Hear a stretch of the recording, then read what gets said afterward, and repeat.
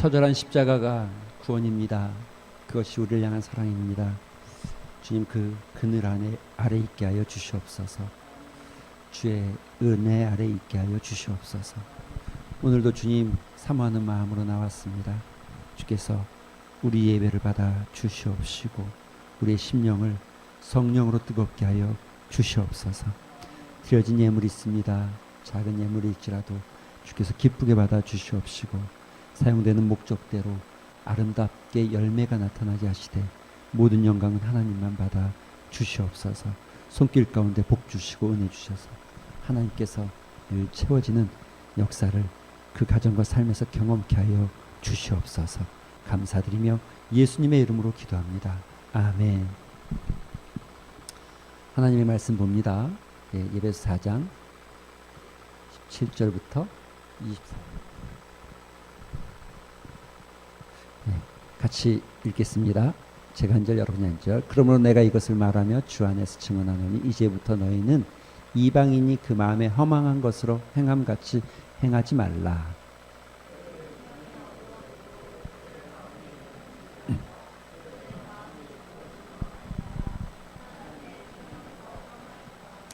그들이 감각 없는 자가 되어 자신을 방탕에 방임하여 모든 더러운 것을 욕심으로 행하되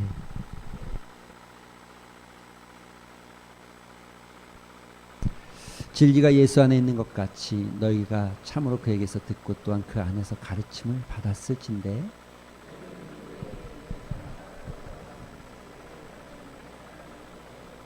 오직 너희의 심령이 새롭게 되어 의와 진리의 거룩함으로 지으심을 받은 새 사람을 입으라. 아멘. 할렐루야. 할렐루야. 예. 늘 청년들이 뜨겁게 찬양하는데 오늘은 더 뜨거운 것 같은 느낌은 느낌적인 느낌일까요? 진짜 느낌일까요? 어쨌든 토요일 날 연습하고 1시간 이상 연습하고 또 필요에 따라 모임을 갖고 보이지 않는 곳에서 연습한 어떤 노력과 수고가 이 시간에 잠깐 20분, 25분 나타나는데 그 시간들을 통해서 하나님께서 역사하셨으면 좋겠고 함께 찬양하는 우리는 보여지는 것이 아니라 그 이면에 수고하는 청년들에게 땀과 열정과 신앙과 또 주님을 향한 그 모습들까지 보여지면 좋겠습니다. 한 번에 되어지는 것이 하나도 없잖아요. 새싹이 땅을 뚫고 나오기까지 수많은 세월들이 필요한 것처럼 노력이 필요한 것처럼 한 송이 곡과 꽃을 피우기 위해서 봄부터 서쪽 새는 그렇게 우러대는 것처럼 그 노력까지도 볼 수 있는 그 수고까지도 볼 수 있는 눈이 좀 있으면 더 좋겠다 이런 생각. 물론 그러고 계시리라 믿지만 그런 마음들로 찬양해 주시고 함께 해 주시면 좋겠습니다. 같이 한번 읽어볼까요? 시작.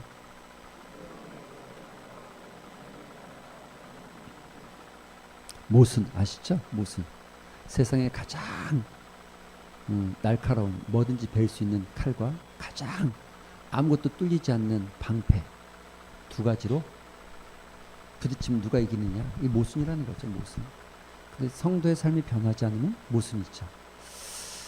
어떻게 변해야 될까? 어떤 모습이어야 될까? 이런 좀 이해를 돕기 위해서 그림을 좀 그려볼게요. 믿음이라는 게 이런 거잖아요. 이렇게 우리의 삶. 그럼 이걸 그냥 마음의 영역이 아니라 여러분의 삶 전체를 가리키는 겁니다. 이 삶에는 다양한 것들이 있겠죠. 뭐 청년들에 좀 맞춰져서 설명을 한다고 하면 예를 들면 뭐 자기가 생각하는 비전, 또 생각, 또 일, 시간, 공부 이런 모든 것들이 다 속해져 있죠. 제가 여기 쓰진 않았지만 이 안에는 분명히 습관이라는 것도 들어가 있습니다. 습관은 여러분 그냥 생겨나는 것이 아니라 자기가 가지고 있는 어떤 가치관에 따라서 생겨납니다. 예를 들면 이런 거죠. 운전을 할 때 어떤 사람은 굉장히 급하게 가고 어떤 사람은 굉장히 천천히 가잖아요. 이유가 있는 거예요. 그렇죠?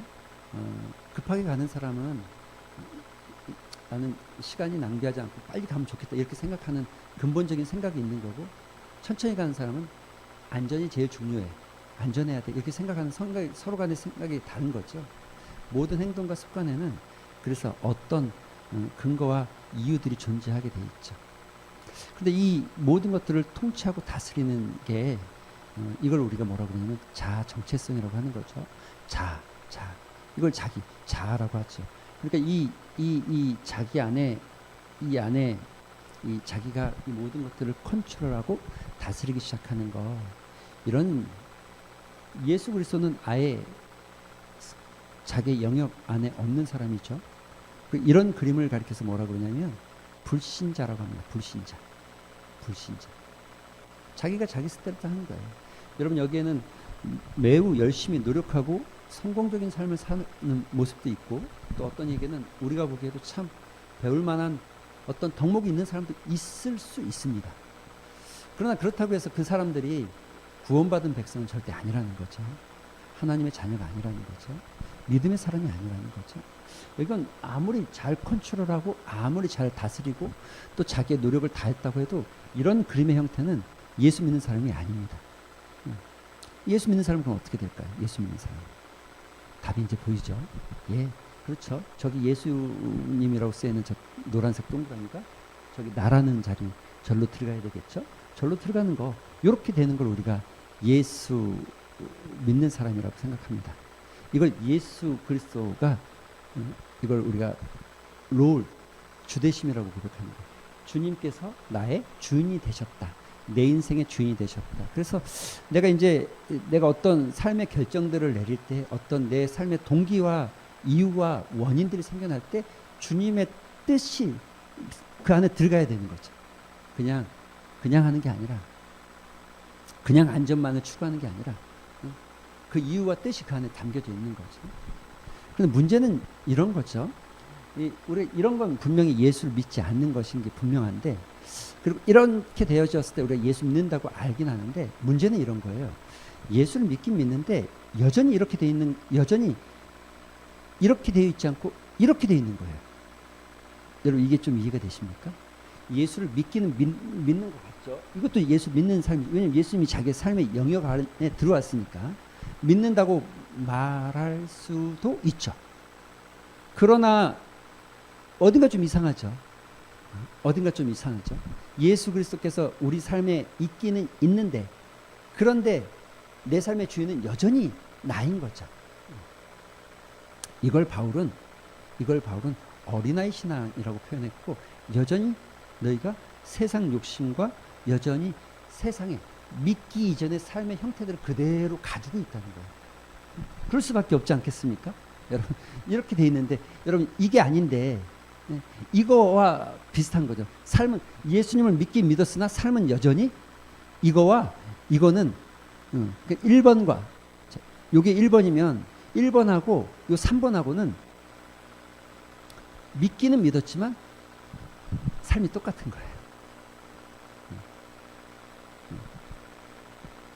변한 게 별로 없죠. 변화될 수가 없죠. 왜 그렇습니까? 예수 그리스도께서 2번의 삶이 돼야 되는데 2번이 아니라 자기의 삶의 주인은 여전히 자기가 자기의 삶의 주인이라고 생각하고 있기 때문에, 예수님을 믿는 이유가, 여러분, 예를 들면 청년들은 취업을 목표하고 있기 때문에 내가 좋은 직장에 가기 위해서 예수님이 나의 좋은 직장으로 내가 갈 수 있도록 나에게 은혜를 주시고 나를 도와주시는 것, 이게 예수 믿는 목적은 아니잖아요. 본론이 바뀌어야죠. 내가 직업을 선택하는 이유가 바뀌어져야죠. 여전히 우리는 2번의 삶이 아니라 3번 같은 신앙생활의 모습들이 사실 많죠. 그래서 우리 모두가 사실은 여전히 기독교 인구가 970만 가까이 되지만 그 중에 100만 정도가 가나안 성도고 한 870만 정도가 그나마 예수 믿는데, 그 중에 2%의 사람들만 한 이 정도의 모습, 여전히 98%는 예수 안에 있지만 이런 모습이 되어져 있는 형태일 수 있습니다. 그래서 기독교가 세상 가운데 조금 여러분, 뭐 저는 잘났다고 얘기하는 건 절대 아닙니다. 그렇다고 목사님들이 뭐 저보다 더 훌륭하지 않는 분들이 아니죠. 더 훌륭한 분들이죠. 다만 어쨌든 우리의 현실은 세상으로부터 기독교가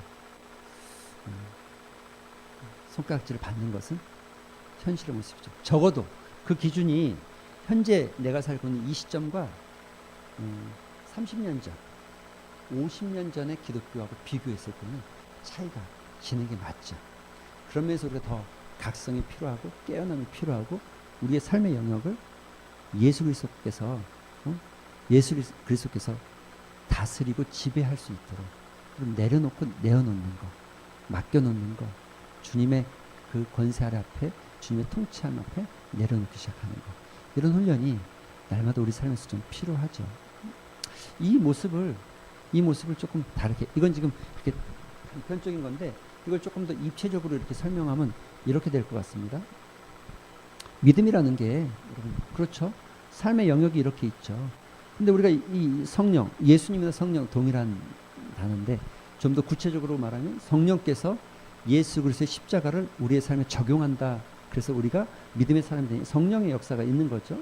성령이, 이 밖에 있던 이 성령이 우리 심령 안으로 이렇게 들어오는 것, 이 과정을 우리가 믿음이라고 하는 거죠. 믿음. 근데 이렇게 들어오면 그 전에 없었던 삶이잖아요. 성령이 없었잖아요. 근데 이제 성령이 있잖아요. 응? 그 전에는 없었잖아요. 근데 있잖아요. 있으니까 뭐가 느껴져요? 자기의 모습이 보여지는 거죠. 그래서 이 성령이 들어오면 이 구원의 여정 속에 가장 1번 일어나는 게 뭐냐면 회개라는 게 일어난다는 거예요. 성경 안에서. 이 회개를 우리가 뭘 잘못했네 못했네 이런 것을 따진다는 게 아니라 로마서 1장에 보면 말하고 있죠. 뭐라고? 하나님을 마음에 두지 않은 것. 죄의 근본이 뭐냐면 내 안에 하나님이 없는 거예요. 내 안에 하나님을 두지 않은 것. 아는 것에서부터 죄가 시작되어지고 죄는 거기서부터 우리가 나오는 거죠. 지금 이제 하나님 성령이 우리 안에 들어오셨잖아요. 하나님 계시잖아요. 그러니까 하나님 계시기 시작하는 순간 우리의 삶의 모습에 하나님이 없이 행했던 우리의 삶의 모습이 보여지고, 아, 그것이 얼만큼이나 내가 잘못 살고 있구나, 잘못 살았구나, 잘못 행했구나를 깨달아지고, 그래서 우리가 그 깨달음이 거기서 끝나버리면 모순이 되는 거예요. 이제 이해가 되십니까? 거기서 끝나면 모순이 되는 거예요. 그렇죠? 아, 이거 잘못됐구나, 아, 이러면 안 되겠구나 라고 생각하는 그 순간 우리 삶에, 여러분, 우리가 예수 믿는다고 해서 한순간에 180도 바뀌는 건 아닙니다. 그러나 우리가 우리의 발걸음이 예수 그리스도를 향해서 한 발짝 뛰어가기 시작하는, 내 방향성이 분명하게 정해져 있어야 되는 거죠. 그러니까 신압으로 조금씩 바뀌어가고 변해가고, 한 번에 마치 점프해서 레벨 1이 레벨 10이 되는 건 아닙니다.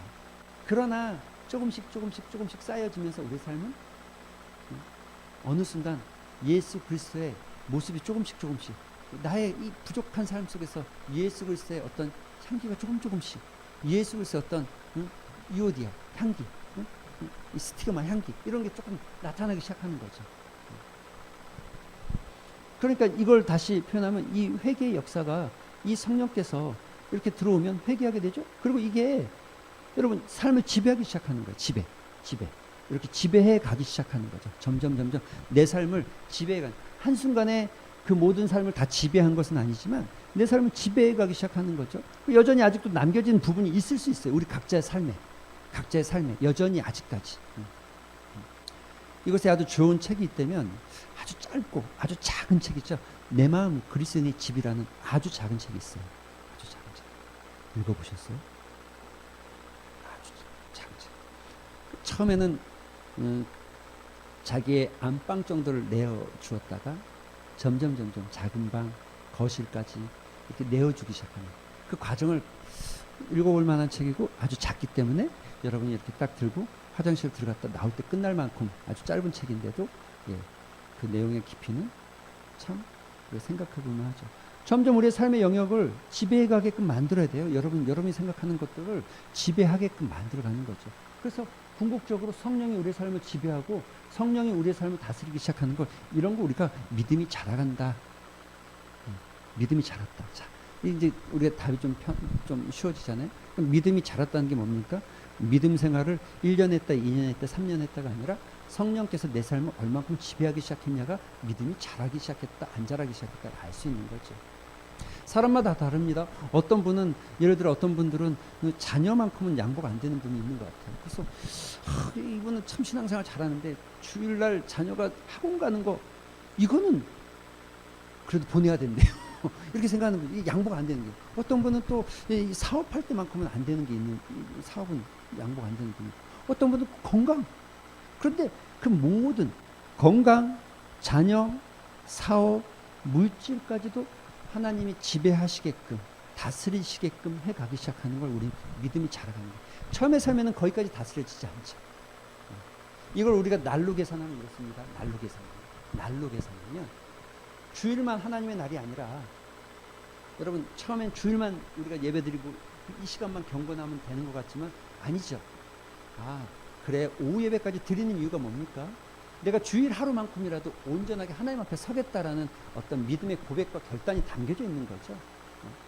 주일 하루만큼이라도 다른 것에 신경 안 쓰고 하나님 앞에 온전히 쓰고 말씀 앞에 쓰고 또 하나님의 말씀에 다스림을 받겠다라고 고백하는 사람, 그래서 주일 오후 예배가 있는 거죠. 그런데 이렇게 살다가 주일만이 아니라 내가 수요일도 하나님 앞에 드려야 되겠다라는 결단이 생겨나는 거죠. 이렇게 자라가기 시작하는 거, 이걸 하나님 드려진 삶이라고 하는데, 이걸 거꾸로 바울이 이렇게 얘기하는 거예요. 그래서 제가 지금 말씀드린 것을 바울이 로마서 12장에서 이렇게 말하고 있는 거죠. 여러분이 너무나 잘 아는 문구죠. 그러므로 형제들아, 내가 하나님의 모든 자비하심으로 너희를 권하노니 너희 몸을 하나님이 기뻐하시는 거룩한 산 제물로 드려라. 이것이 너희가 드릴 영적 예배. 영적 예배, 주일만 드리는 예배가 아니라 너희의 모든 삶에서 드려지는 예배. 성령이 다스리기 시작하는 삶, 믿음이 자라나기 시작하는 삶, 너희의 모든 시간들을 다스리기 시작하는 것들을 우리가 영적 예배라고 말씀한다는 거죠. 이 말씀도 되게 복잡하지만 여러분 좀 쉽게 설명하면 이런 거예요. 좀 쉽게 여러분 풀어서 설명하면 이런 거죠.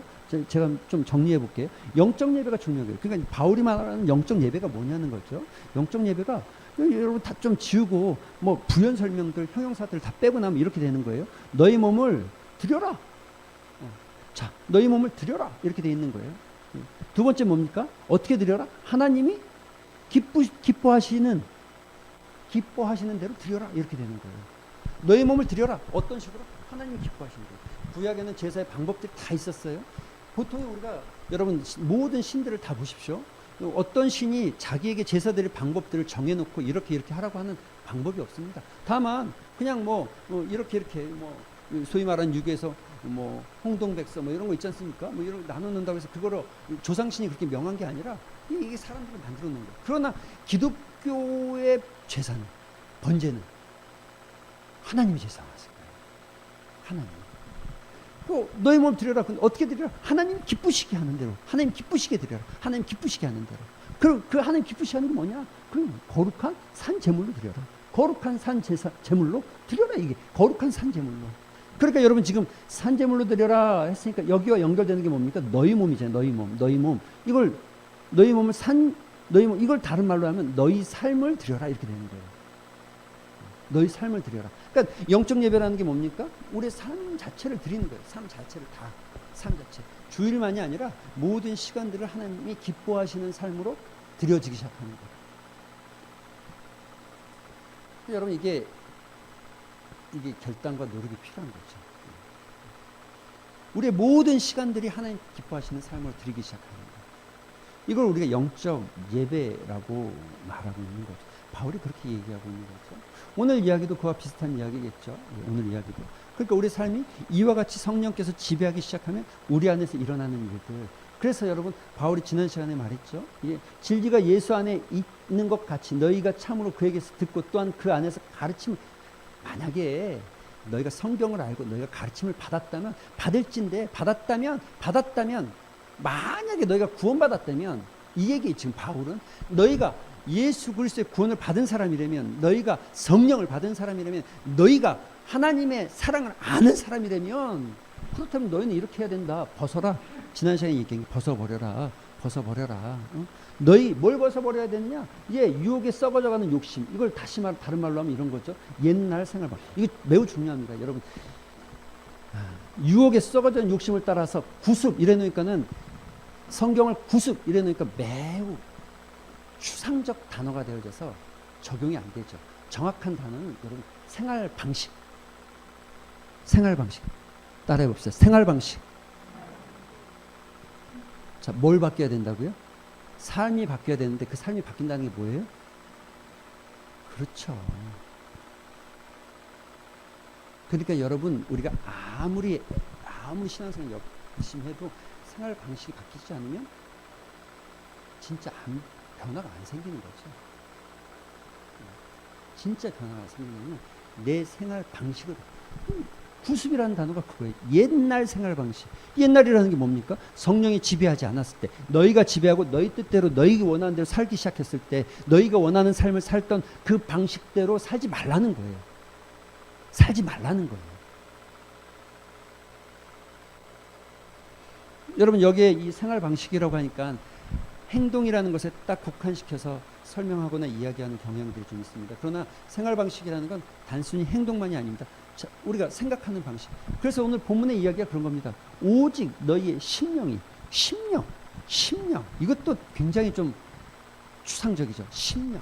그러니까 뭔가 조금 신령하고 뭔가 좀 이런 우리 영혼 이렇게 자꾸 생각할 수 있습니다. 그런데 여러분, 이거 세 번역이 이렇게 돼 있죠. 아주 마음의 영을 새롭게. 영어 성경을 보면 더 분명하죠. 이렇게 돼 있습니다. Made new in the attitudes. 자세죠, 자세. 뭐예요? 너의 마음, your mind. 그러니까 너의 마음의 자세. 자, 우리가 생활이 바뀐다는 것, 생활 방식을 바꾸라는 것에 있어서, 행동하는 것에 있어서 밥 먹던 거 오른손을 먹는 거 왼손으로 바꾸라는 얘기가 아니겠죠. 예? 또 예를 들어 아침에 일어나서 양치하던 습관을 버리라는 얘기가 아니겠죠. 너희의 마음의 자세가 바뀌어지는 것에서부터 시작하는 심령이 새롭게 된다는 단어가, 심령이 새롭게 됐다는 게 마음의 자세가 바뀌어진 것이에요. 자세는 매우 중요합니다. 자세가 틀어지면요, 가끔 제가 제 집 아이들한테도 자세가 매우 중요하다, 똑바로 서야 된다는 얘기를 많이 합니다. 저도 웬만하면 똑바른 자세를 취하려고 노력을 많이 하는데, 그럼 자세가 얼마나 중요합니까? 자세가 틀어지면 지금은 괜찮은 것 같지만 시간이 지나면 척추 측만증, 척추 디스크, 거기서 끝나지 않죠. 무릎에서부터 목 디스크에서부터 거북, 이 모든 게 다 자세에서 나오죠. 자세. 여러분, 군대에 갔을 때 군인을 바라보면서 저 사람이 참 정말 그 경계를 잘하고 있고 좀 받은 듯하다. 뭘 보고 판단해요? 자세 보는 거죠. 자세. 여러분, 학생들 공부하는 자세 딱 보면 교사는 알아요. 저도 고등학교 강단에 1년 서봤어요. 알아요. 딱 보면 내 죄를 못 바꿀 것 같아서 더 이상 여기 있으면 안 되겠다 싶은 생각이 들더라고요. 절대 안 바뀌어. 할 방법이 없어. 나는 방법이 없어. 수업 시작하면 저는 이제 종교니까 바로 잠자요. 딱. 또 이쪽에 있는 그룹 애들은 바로 다른 책 꺼내요.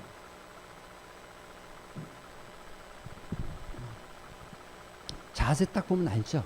자세 보면 압니다. 그리고 우리가 알잖아요. 다 자세 보면 저 사람이 어떤 사람인지, 심지어 어떤 마음을 가졌는지, 어떤 사람인지 느끼잖아요. 알잖아요. 마음의 자세, 심령, 마음의 자세. 내 마음이 지금 어떤 생각을 가지고 여러분의 심령 안에 뭐가 꿈틀거리고 있냐는 거예요. 오늘 아침 우리가 잠깐 말씀 살폈습니다. 이민 가는 목적이 뭐라고요? 이런저런 이유들이 다 많습니다. 근데 다 살펴보니까 결국은 뭡니까? 결국은 잘 먹고 잘 살자. 내가 이 나라에서 잘 먹고 잘 살기는 어려우니 다른 나라 가서 잘 먹고 잘 사는 게 좋겠다. 이렇게 판단했다는, 결국은 그 판단이거든요. 그 판단에 가까운 거죠. 그러니까 여러분, 그런 마음의 자세를 가지고 있는 사람이 삶에서 살아갈 때 어떤 모습일까 여러분 상상해 보시기 바랍니다. 상상이 되죠? 어떤 삶인지 보여지죠? 예? 여러분, 우리가 생각해 보십시다. 건강을 중요하게 생각하는 사람이 있다. 건강 중요합니다. 여러분, 그렇다고 건강 우리가 소홀히 하자는 얘기가 절대 아니죠. 여러분, 그렇게 착각하시면 안 됩니다. 건강 중요합니다. 다만 건강에 절대적 가치를 부여하고 있는 어떤 사람이 있다고 생각해 봅시다. 여러분, 이 사람이 삶에서 어떤 자세로 살아갈지가 여러분 그려지죠. 보여지죠. 아무리 급해도 예를 들어서 영양제 사는 것을 가장 먼저 지출할 것이고, 그러겠죠, 당연히. 자녀의 성공을 바라는 부모가 있다. 이게 우선순위죠. 그럼 아무리 중요한 일이 있어도 학원비 먼저. 심지어 아이의 학교와 학원 때문에 이사하는 거죠. 옛날엔 교회 따라 이사했는데 요즘은 학원 따라 이사한다니까요. 옛날엔 진짜 교회 따라 이사했잖아요. 신앙이 더 중요했으니까. 근데 지금은 아이 학원 따라 이사하잖아요. 남편 직장은 두 번째고 당신은 그냥 거기 가서 살아. 아이 학원 때문에 이사하잖아요. 마음의 자세가 뭐냐. 매우 중요해요. 내가 이 마음 안에 어떤 걸 가지고 있느냐. 이게 우리의 신앙을 결정하는 거고 우리의 자라감의 목표와 근원이 여기서부터 시작되는 거죠. 그런데 오늘 성경은 뭐라고 그럽니까? 그 부분에 있어서 이렇게 말하는 거죠. 하나님을 따라 같이 읽어볼까요? 시작.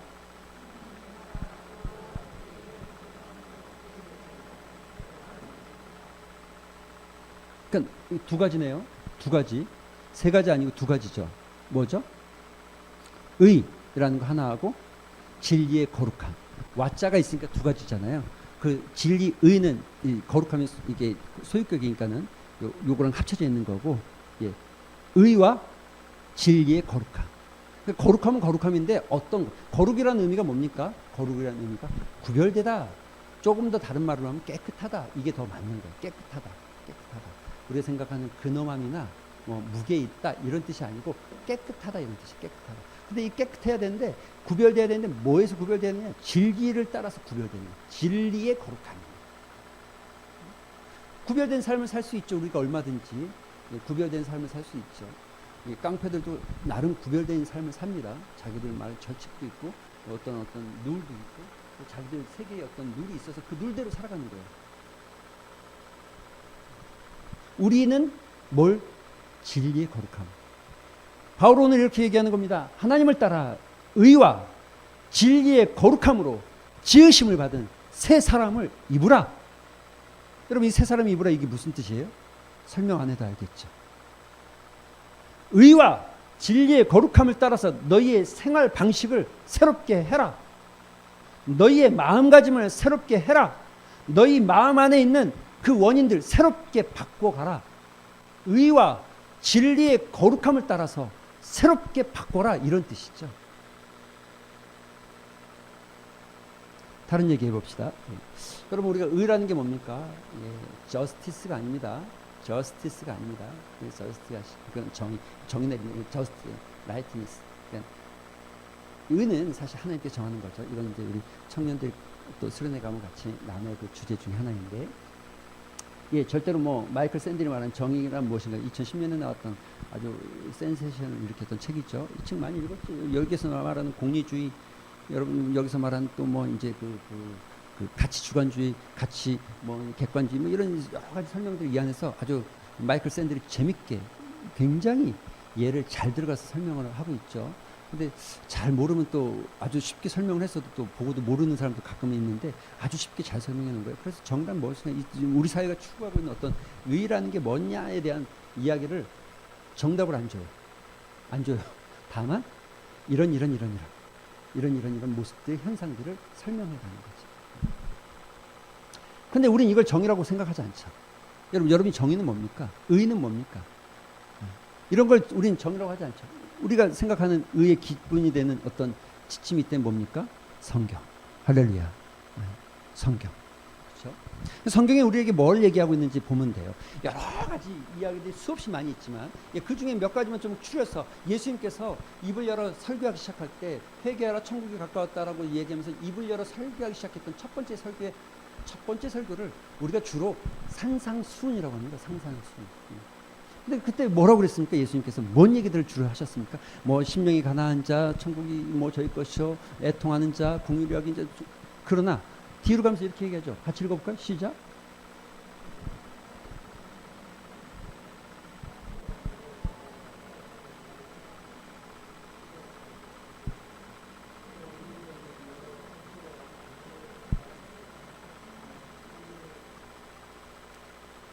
참 안 된다. 그렇죠. 저희가 이게 참 안 되는 일이죠. 오른밤 때리면 우린 2대 때려야 되잖아요. 네가 날 쳐? 네가? 2대 쳐야 되잖아요. 그래서 속 시원하잖아요. 맞고 집에 가면 밤새 잠 안 오잖아요. 그렇죠? 내가 그때 웬밤까지 대줄 걸 이 생각 안 하잖아요. 우리. 성경이 말하는 의가. 여러분 그 다음에 뭐라고 되어 있을까요? 똑같아요. 같이 읽어볼까요? 시작.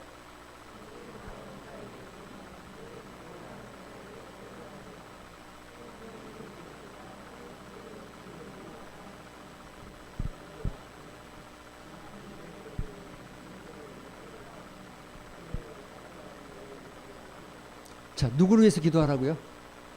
미운 사람. 진짜 싫은 사람 위해서 기도하라는 거예요.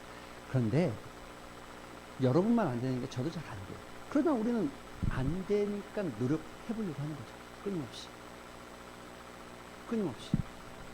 여러분 물어봅시다. 예수님 만약 진짜 여러분 내가 예수 믿는 사람이고 내가 예수 믿기 때문에 만약 내가 예수님이라면 예수님께서 나에게 뭘 원하실 것 같아요? 내 삶에, 내 인생에 지금 예수님께서 나한테 뭘 원하실 것 같은지 생각해 보세요. 야, 태훈아, 너 어떻게 살아? 너 이래야지. 뭘 얘기할 것 같으세요? 여러분, 각자 자신에게 물어봐야죠. 그 다음 얘기도 마찬가지입니다. 여러분, 보시겠습니까? 그러므로 무엇이든지 남에게 대접을 받고자 하는 대로 너희도 남을 대접하라. 이것이 율법이요 선지자. 이거 소위 말하는 이걸 우리가 황금률이라고 합니다. 황금률. 성경이 말하는 황금률. 가장 빛나는 계율 중에 하나라는 거예요. 그런데 이 말 안에 남에게 대접을 받고자 하는 대로 너희도 남을 대접하라.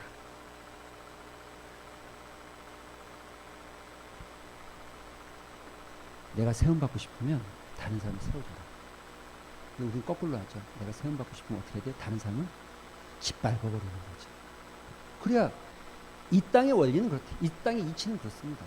사실은 이건 조금 좀 깊이 생각해야 될 문제지만 돈이 많다는 게 이게 그냥 쉽게 되어질 일이 아니에요. 그냥 쉽게 어떻게 되어지겠어요. 무엇인가 제도권 안에 있든 제도권 밖에 있든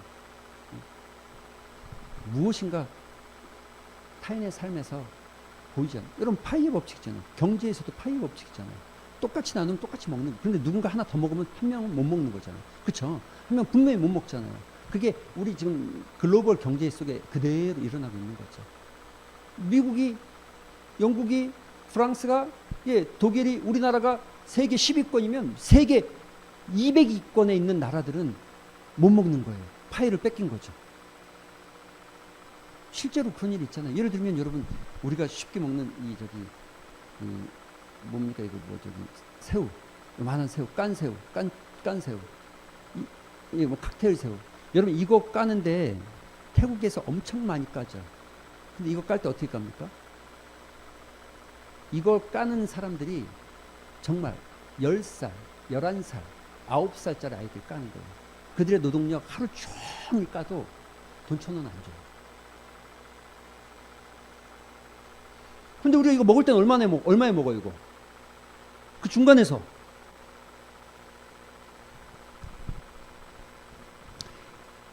무언가를 지적하고 나쁘다 말하는 게 아니라 우리가 살고 있는 사회의 원리가 그렇다는 거예요. 어떤 한 가지를 이야기하는. 그런데 성경은 뭐라고 그래요? 대접받고 싶으면 대접하는 거죠. 왜 그래야 된다고요? 성경이 이렇게 말하는 거예요. 병든 자를 고쳐주면 죽은 자를 살리면 깨끗게 하면 귀신을 쫓아내되 여기가 중요한 거예요. 뭐라고요?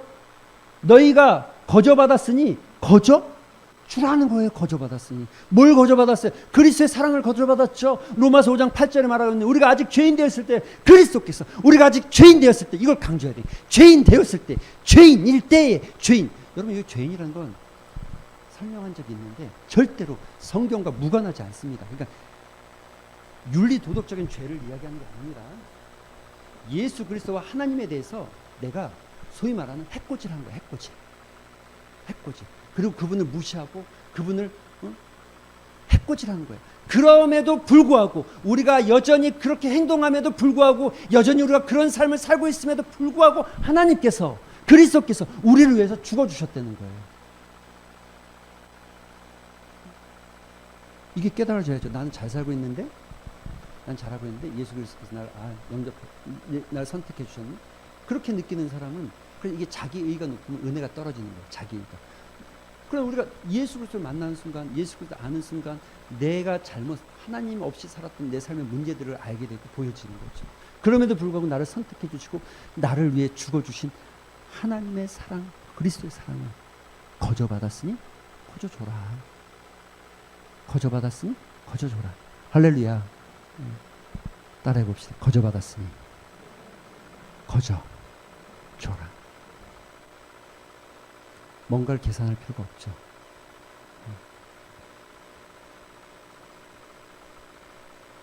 이 말을 다른 말로 하면 하나님의 의는 이렇게 돼 있죠. 로마서의 바울의 고백 속에 복음에는 하나님의 의가 나타나서 믿음에서 믿음에 이르게 하나니 기록된 바 오직 의는 믿음으로 말미암아.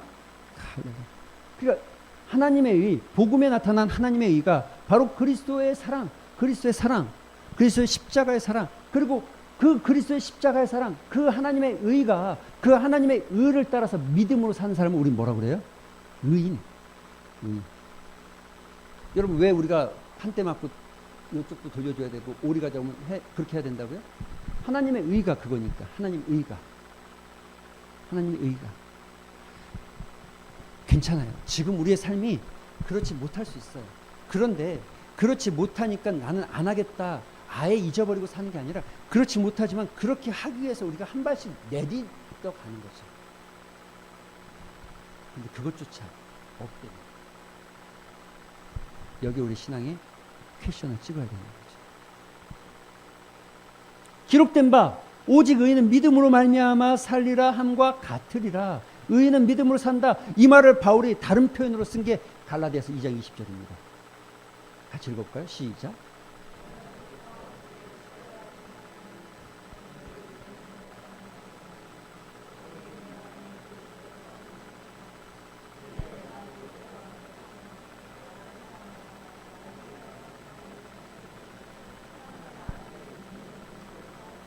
할렐루야.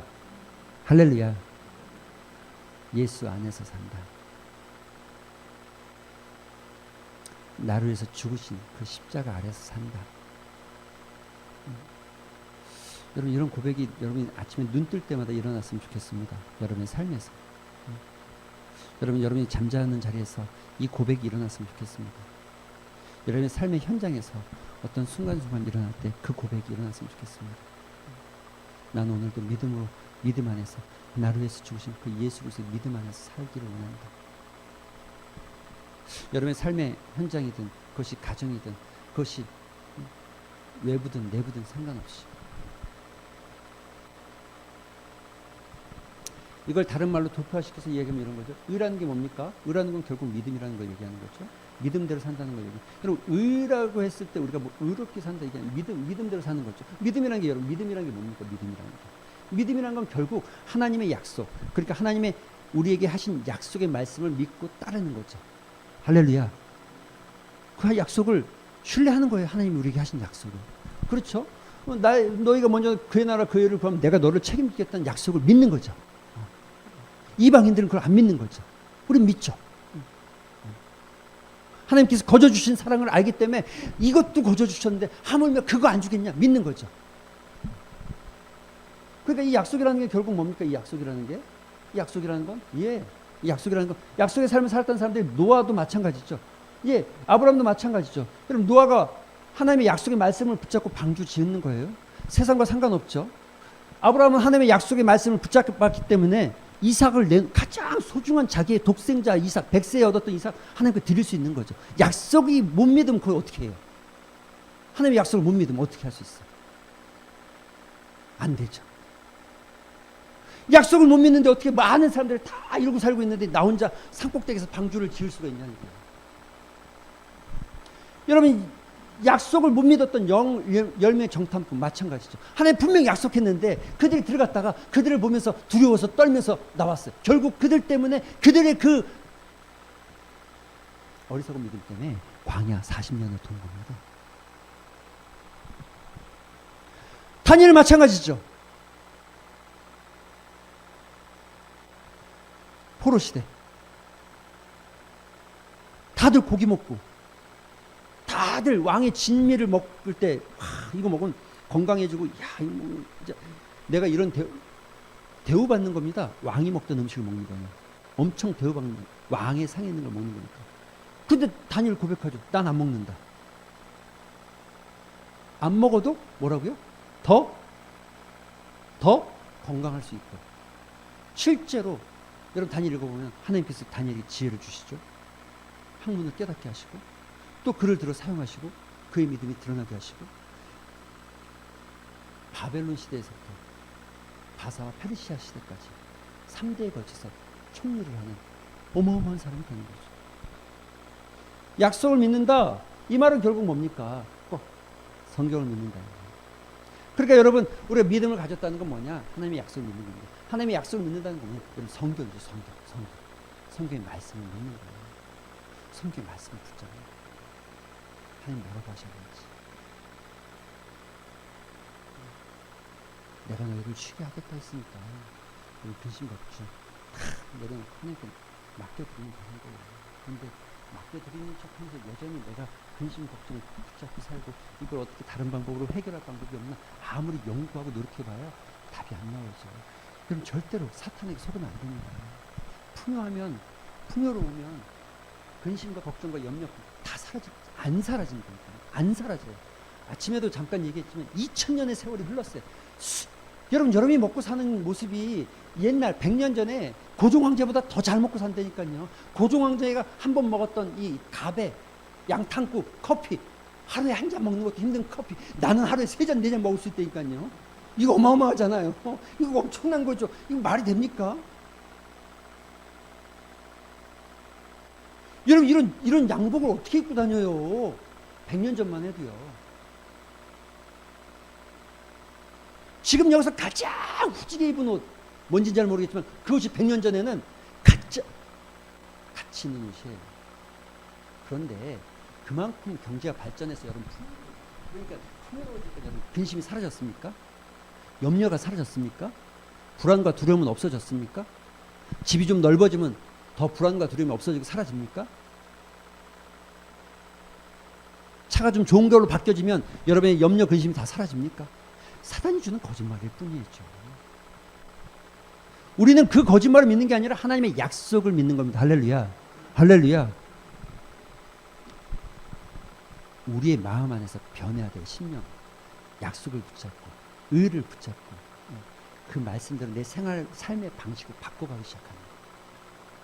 돈으로 해결하려고 했던 사람이 이제는 말씀 따라 해결하기 위해서 기도로 해결하려고 나서는 겁니다. 우리가 어떤 유불리를 따져서 하는 게 아니라 하나님의 말씀 따라서 하는 거예요.